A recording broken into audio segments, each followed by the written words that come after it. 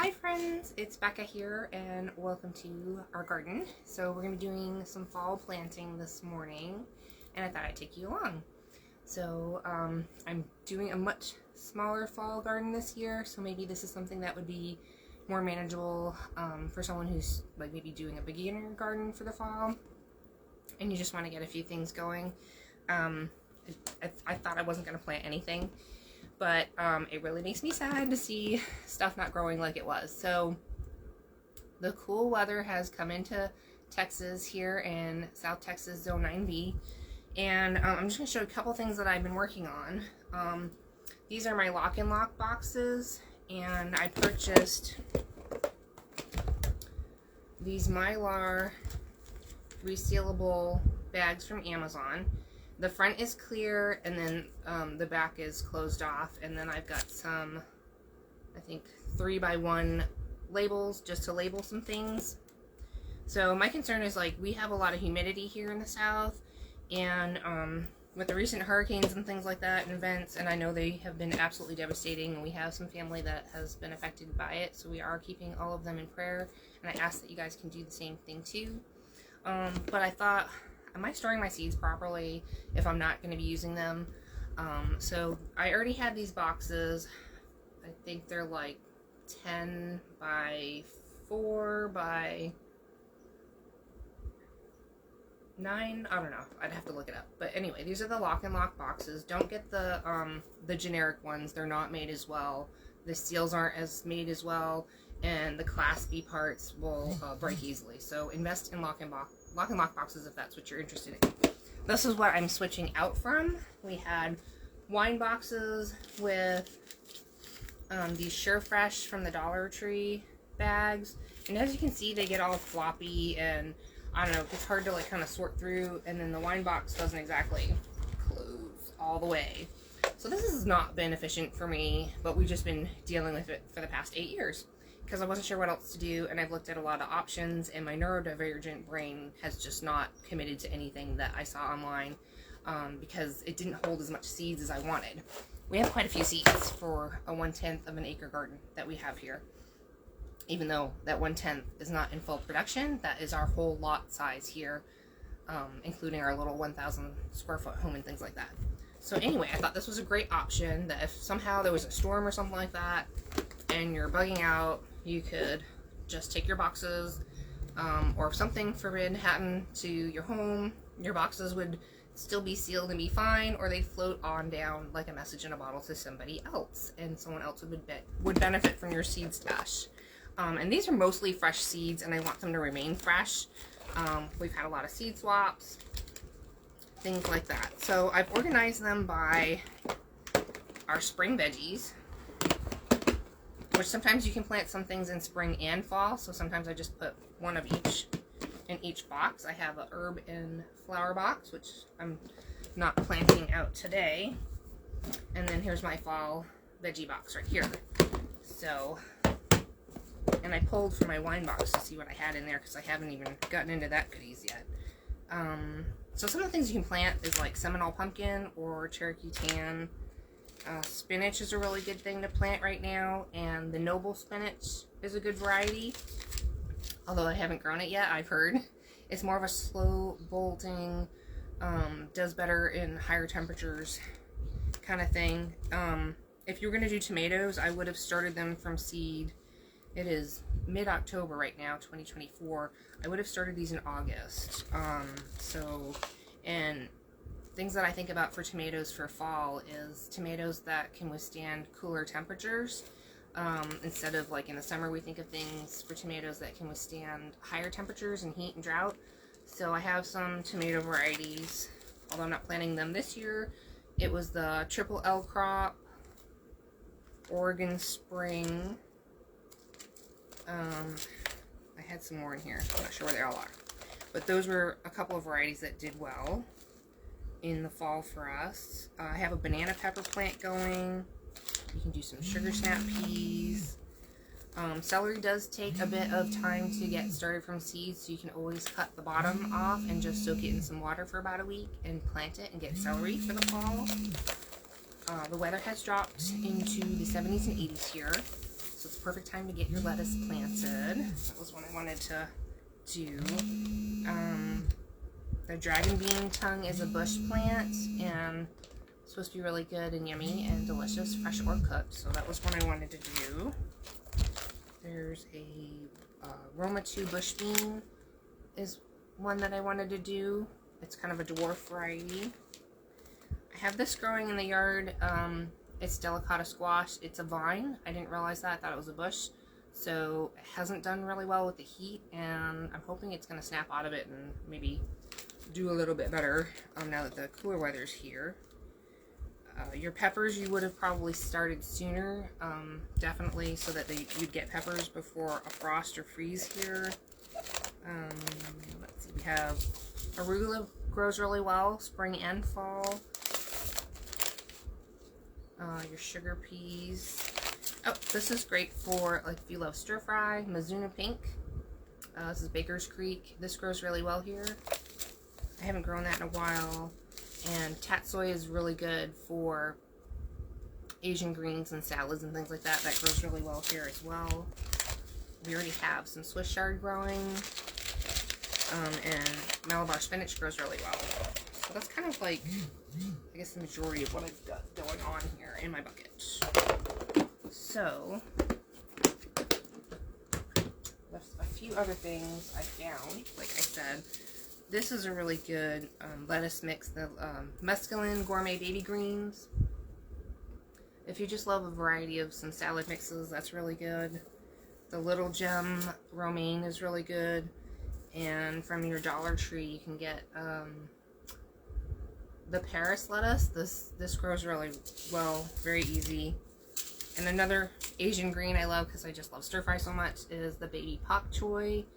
You can get pak choi, they'll be a lot bigger. The baby ones are really fun, especially if you have a limited space. You can fit more baby pak choi in a smaller space. And I found 2 more things. It's the kohlrabi. It's kind of like a cross between a cabbage and a turnip, and they had a baby. They either come in green or purple. This is the purple variety. They grow really well and are very tasty for, like, fresh Asian salads, stews, cooking, things like that. And I might do some broccoli. We'll see. But I have green magic broccoli, left some seeds that I probably should start using up. So I have a few left in here. We'll see if I can get those started. And I'll take you guys out and about. And I think, yeah, I have some slow bolt cilantro. So that does well in the cool weather. Where's my seeds? Let's go see what's going on in the garden. Hopefully. Oh, and don't forget, if you get like some painter's tape and a Sharpie, you can mark things really easily and write what it is, because I forget stuff all the time.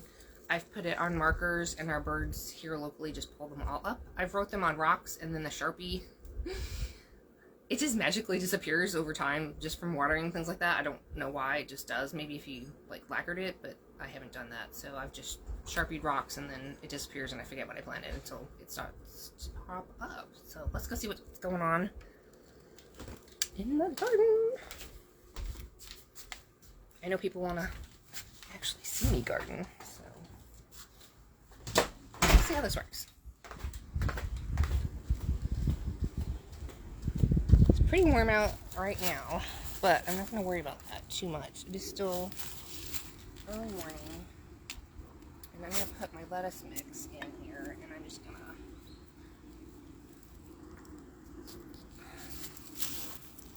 hard to see with the sunlight. So I've got these hoops that I got from Amazon or Temu, and I'll be putting some clear garden netting here.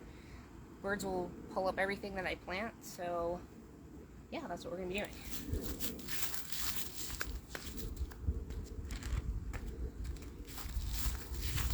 I won't be planting carrots this year. Carrots is kind of the same idea as your lettuce. It's a very fine seed, although most seeds are all fine to begin with, but your lettuce seed is really fine, and you want to make sure all your weeds are out. Anything that's like big and barky, you really kind of don't want that in here. That really should be in your compost. And I don't know that this is broken down enough like I would like it to, so sometimes I just come in here and throw the barky pieces somewhere else, because you want more of a fine mix. And lettuce can transplant. It's a little tricky, so you just want a good clean base. Get the leaves out, any kind of big barky barks.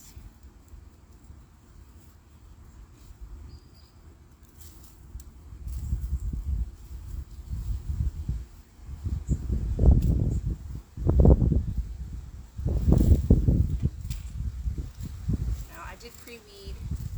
I didn't have a whole lot of weeds in here, and I'm actually just tossing this into another pot. It's not really going anywhere specific, but you can toss it in your yard. Don't go crazy worrying about it.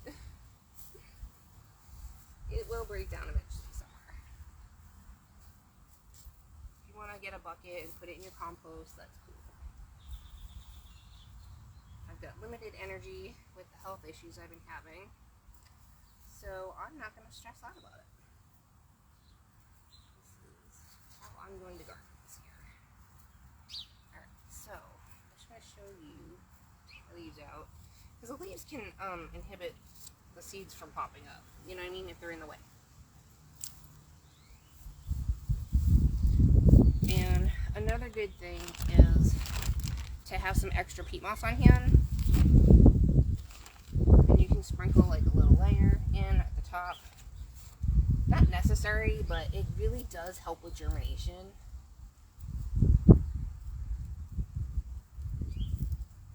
I mean, especially because you're going to have really fine seeds, so getting that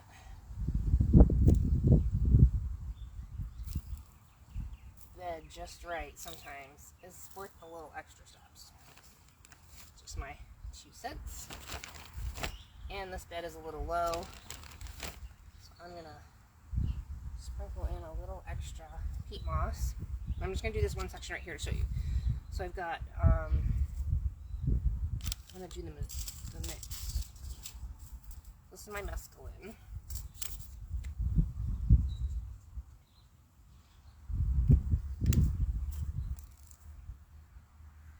60 to 70 degree temperature. So we're getting into the 70s this week. It's really windy, so try to just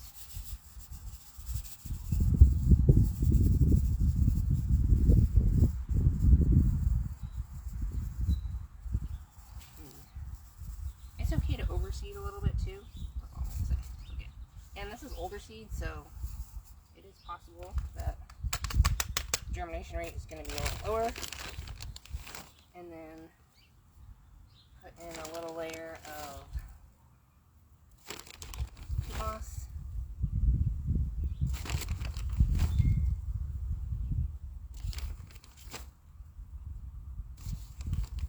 I would say about 1/4 of an inch.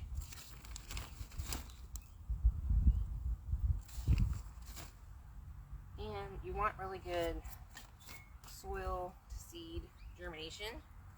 So I'm gonna just come in here and lightly press this down.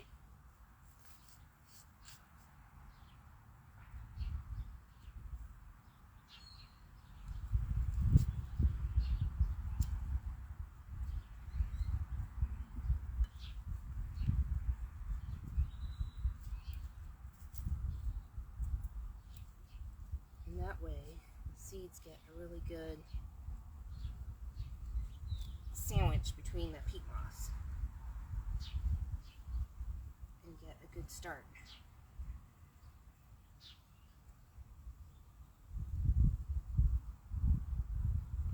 So there's that one. And then I'm going to water it in.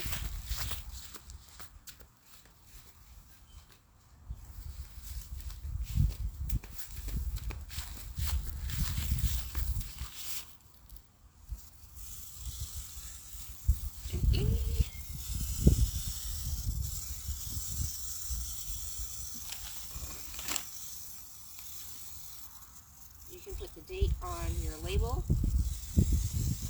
or like on your phone calendar.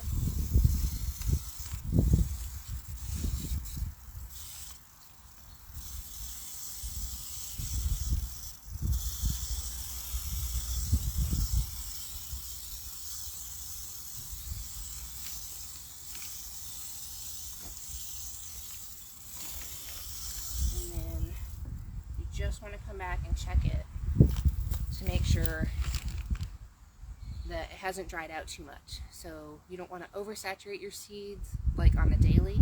Depending on your temperatures and your wind, that can dry out your soil mix a little bit faster. I've done previous videos that this is our Mel's mix. I had dug this whole flower bed out and redid it with our Mel's mix. And yeah, so just kind of check in. You want the soil damp, but not saturated, because the seeds can rot. So that can be an issue with starting your seeds and seedlings and things like that. The good thing is that this is a nice deep bed, and anything that I've watered will water in really good and just kind of, you know, keep draining through. So I'm not super saturating this entire bed. I'm saturating probably the top 3/4 to an inch right now. And then I will just kind of check it every day. If it's a little dry, I'll just give it a little light watering, and I mean light, until they start to germinate. So it can take a couple of weeks for lettuce. And so that's our Baby Gourmet green mix right there. So let's see. I'm going to move you guys. It's a little sunny for me in the front. So I'm going to move you guys to the back and see what we can get done in the backyard.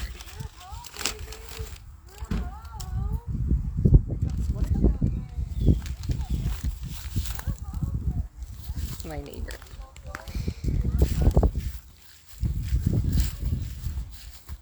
Oh yeah, so I have our herb garden already established. The basil's still growing. This is in our morning south facing partial shade. I've got basil. I'll probably do the cilantro up here, and you can see down here is our green onions from the store. I just cut them and planted them, and how we're doing that. It's still too early for our short day onions. They come in mid-November. So this is what I was working on this morning, as I saturated this down. This is my Greenstalk that I had done strawberries in. I'm going to switch it out to maybe some of the beans that are dwarf bush plants, and maybe plant some in there. I harvested off of our little roselle bush and made some jam. It's so weird that it's fall, and I'm going to show you something that's really cool. Let's see if I can get up in here. Oh. These are our strawberry papaya growing. Hopefully they will make before we get a freeze this year. And we've got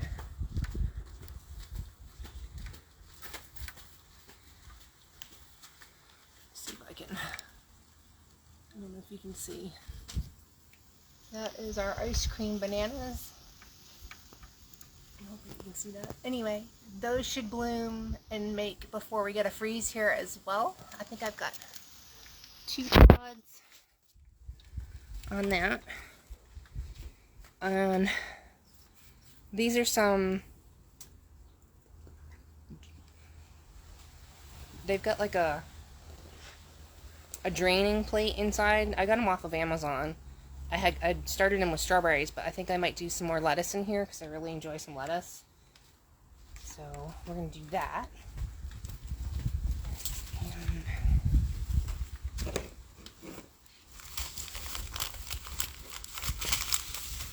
I might do some of the Tatsoi and all that. It is very handy. Tatsoi in here.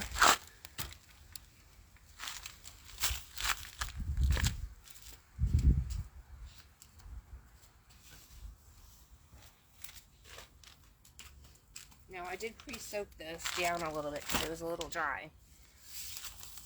So I thought I might do some of the noble spinach in here.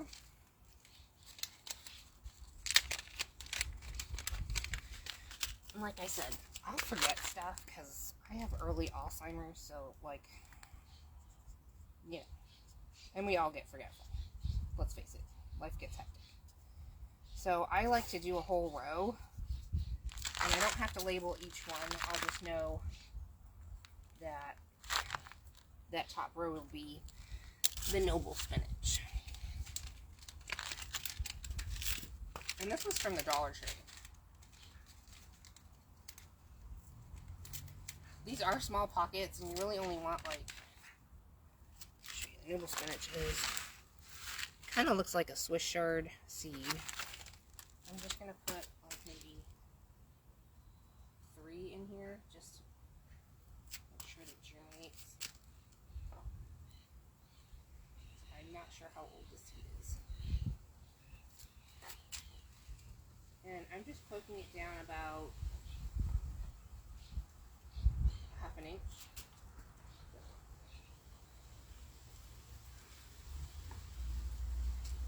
And then this is on the spinny thing.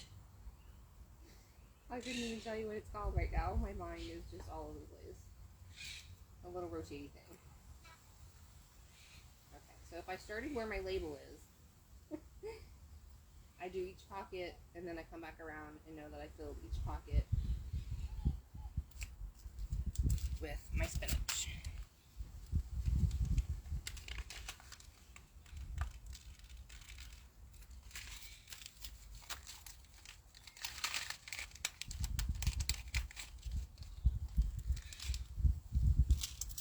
So I'm going to do Tatsoi.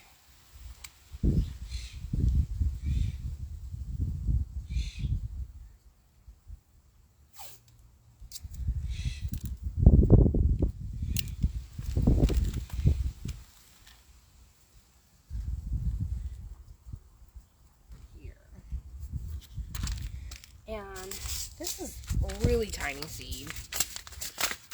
This is like your mustard seeds and really tiny. So you're going to probably want to do a little sprinkling. And then you can thin out as it, you know, about 4 seeds. And any really big bulky barks, just, you know, take out.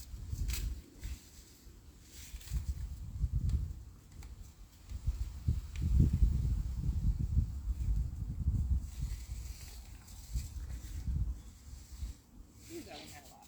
Okay. Here.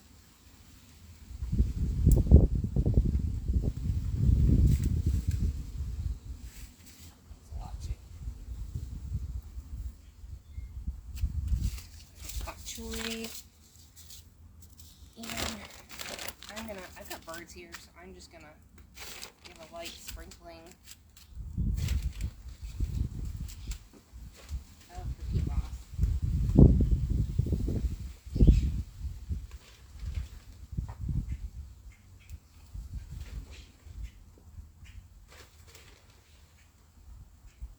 And the peat moss helps it from drying out too, because this is actually a fairly well draining mix that I have going on in here.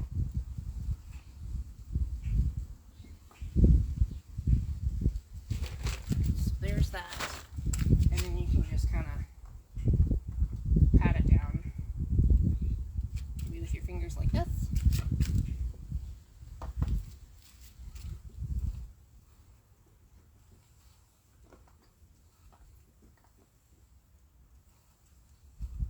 Honestly, this was like the best idea to get the thing that spins, because it just makes, you're not going around the thing a bunch of times. You just stand in one spot and spin it. Especially if you have mobility issues or things like that, you could sit down and do this.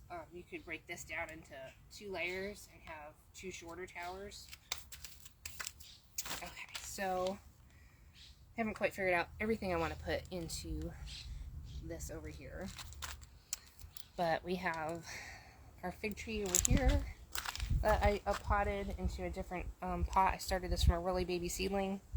That's our LSU Gold. And I did transplant some of our tomato plants. I think they're Cherokee Purple, and I can't remember what else over here. They just, I don't know, I had a bunch and the heat killed a lot of them. So I do have a free raised bed over here I can plant in. And I haven't weeded this, but I have a little bed over here. And I'm trying to see if I have room. It is getting warm. Oh man. In our hoop house. So this is just cattle panel hoop house. Like I said, we have a lot of birds here. My husband built this to keep the birds out so we could have like fresh greens and things. So I do have a little bit of space in here. And I mean, very little. So this is what's been planted for a little while now. I have Swiss chard.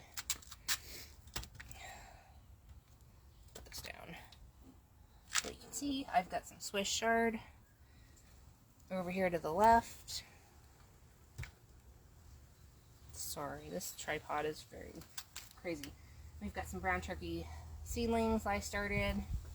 I've got a different type of banana tree that I never got potted into the ground, so I think I'm just going to keep them in pots until spring. There's some Malabar spinach in here that probably needs to come out. It's a vine, and it doesn't belong in here. I'll just say that. But we have some beautiful Swiss chard. I have a little bit of space. Maybe I could put some lettuce down here. My kale is looking already beautiful, so I don't need to plant it. All I did is I had kind of chopped it back, and it's getting a little crazy. I don't eat this much kale, but we have a chicken, so I do give her some lovely kale. I've got a banana pepper plant down here, and then these are red snapper tomato plants. So started some seedlings for flowers, but we've got blossoms on these ones already, and we probably should have some tomatoes soon. So this is my hoop house. Like I said, I have a little bit of space maybe for a different lettuce variety or something here. Or maybe just pak choi. I really love pak choi. Like a lot. I could eat that every day. Oops. And yeah, there's not a whole lot going on in the garden over here. Other than that, I've got some rows of Sharon. This is just a big hot mess. I harvested all of our okra the other day. I potted some roselle in this the other day, hoping I can get some more before. This has been really helpful. It's really helped my blood pressure and things like that, and I just felt really good on it, so I'd like to grow more of it. I made some jelly with the figs that we have, and hubby liked it too, so this is purslane everywhere. Kind of sorry I planted it in a small pot. It takes over everywhere. It seeds and just goes crazy. But we'll be like chopping that down and tilling it in. I give it to the chicken. I harvested our ladyfinger okra. I've got asparagus in the garden back here that I'll probably can harvest off of this fall.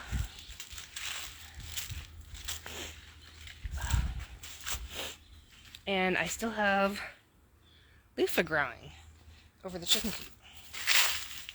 So we still have loofah growing and drying out. And this over here is more asparagus. And we harvested our sweet potato patch that was back here. And yeah, the garden's been a bit much for me to handle with my health. Hubby's been busy. So we've also had an issue with the white fly. Not white fly, but the white aphid. It falls down like a little white snowflake, and it affected our fig trees as far as like it attaches itself to the leaf, sucks out the nutrients, and then the leaves dry up and shrivel off. sooner than they should. So maybe November to December is when normally the fig leaves fall off the tree. And they are crunching up and falling off all this past like September and October. I still have figs on here. I can reach it. This one's ready. It's a small one. It's the Little Miss Figgy Purple Fig. So good. But there's still tons of figs on here, and they're still ripening and making. The leaves just look terrible. So don't get disheartened if you see something happening in your garden and you're like, oh no, my fig trees are going to be ruined or something like that. It's just a season passing through. I don't know of any way to treat these woolly little snowflake aphids. They kind of float down all around the place at certain times of the year, and they affect like the hackberry trees. We cut ours down, but there are several hackberry trees in the area. And I think that's kind of what affected a lot of our tomatoes for the fall. So sometimes you can't count on everything that you're planting, even though you do everything just right. You set it up right, you start it from seed, or you buy a transplant, plant it just right, take care of it. Something else will come in and kind of mess stuff up in your garden. And it'll just have to be okay. And you'll just have to go with whatever is going well that season. And don't worry about it. It can be disappointing. We have... this is our Seminole pumpkin, and it really hated the heat, and the woolly aphids really affected it. I just pulled all the dead vines out, and I've got one left. And here's a baby pumpkin growing. So it's hanging on. It rerooted itself in a different pot. And then right over here is the delicata one. It looks absolutely horrid, but there is a little bit of hope back there. I don't know if you can see it. There's some leaves that look good. So, and I transplanted the better part over here. So, maybe we'll still get delicata squash. Maybe. And then the bigger garden, we're planning on... I thought about doing potatoes and onions, but honestly, we might just do onions. Because I don't think they have seed potatoes in the fall here. I think they only do it in the spring, and I didn't save my seed potatoes. But you can buy organic potatoes, sprout them, and plant them, and get potatoes. We've done it. I just don't know if I want to do it this year. So we might just do onions in the big garden. I have tons of carrots already canned up and in my freezer, rutabaga, things like that. So carrots can be a little more finicky. I'm gonna sit in the shade. You plant it like lettuce. You might want to mix the seed with a little bit of sand or extra soil to help separate the seed. You want your carrot seed at least 2 to 3 inches apart so you can make good sized carrots. And you need to cover it with like either burlap or that weed barrier, not the really heavy duty one. You want the kind of cheap one from, you know, Dollar Tree or something like that. Put that over, weight it down, water your carrot seed about every other day lightly, just to keep it moist, but not too wet where it rots. In about 7 to 10 days, your carrot seed should be germinated, and you can remove that top layer, keeping it moist. And then, because we have birds, we actually go to the extra mile of we had to put hoops and net it with garden netting. And then we water it accordingly so that it doesn't dry out.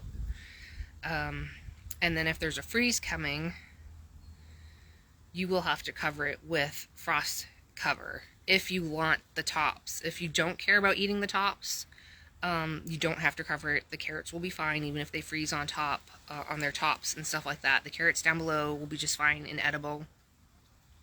But if you are wanting the tops for anything, you would want to use a frost cover. And then with carrots, you tend to, like, depending on how well you seeded, if you overseeded, you're going to need to thin them out really well, either at least once, if not twice. And that's a lot of work. You can get the pelletized carrot seed. I've tried that, and for whatever reason, I bought fresh seed. It didn't seem to do as well for me, and I had a horrible carrot season that year. That I did that, and I spent extra money, and I had a lot less carrots. So I usually just get carrot seed from the Dollar Tree or MI Gardener, or Baker's Creek had a sale this year. We like the Scarlet Nantes, the Cosmic Purple, Purple Dragon, and the Amarillo, the yellow carrot seed. That's really tasty too. The little half Danvers are cute, but they're not fresh eating. Those ones are for baking only. So they make like these little stubby carrots, and they're really cute, especially if you have trouble where your soil's not worked up really good, because you're going to need really loose worked up soil that's tilled up, or just like really loose garden bed soil to plant your carrots in. So yeah, now would be the time to do that. It's October 16th, 2024. Yeah, and behind me, you can see right here, that's our Miss Meyer lemon. I potted her into a smaller pot so we can bring her in during a freeze. And then I've got,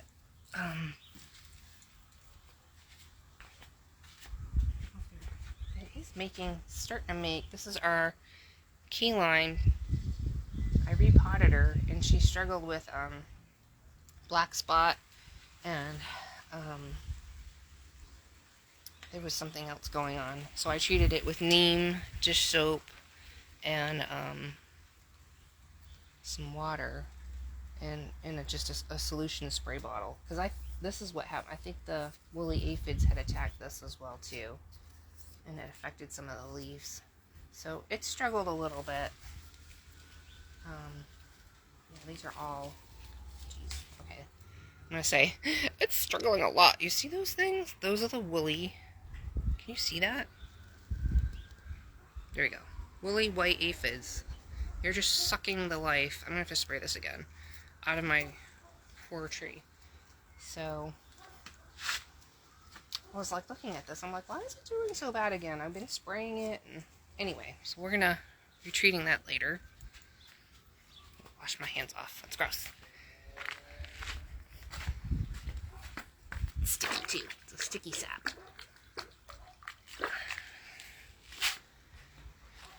Alright, what else are we going to do? I hope that was enough, because I'm going to try and do the rest of this when it's not so hot. Like I said, I'll be, I pre-moisten this, but I'll probably water this just a little bit. I got one of those, they're like the bed, these hoop nets for over the bed for mosquito netting. That's what I'm going to put over that so that nothing messes with my seedlings. So hopefully that's a quick tip, trick, and all that and stuff like that. And I hope you guys have a beautiful fall garden. I'm a little tired, so I'm not going to do more than that. I'll do some stuff later on this evening. But I know people wanted to see me actually in the garden doing stuff. So that's kind of what I'm up to this fall, and doing the best I can. And I hope you have a beautiful garden, whatever you do. Even if it's a small garden, even if you just have something like this from the Dollar Tree, the stackables and things like that, and you plant a few little planties, little herbs, or there's other little seedlings that you can find at the nurseries and things like that, and just have fun. It is always so much fun to see what's growing in the garden.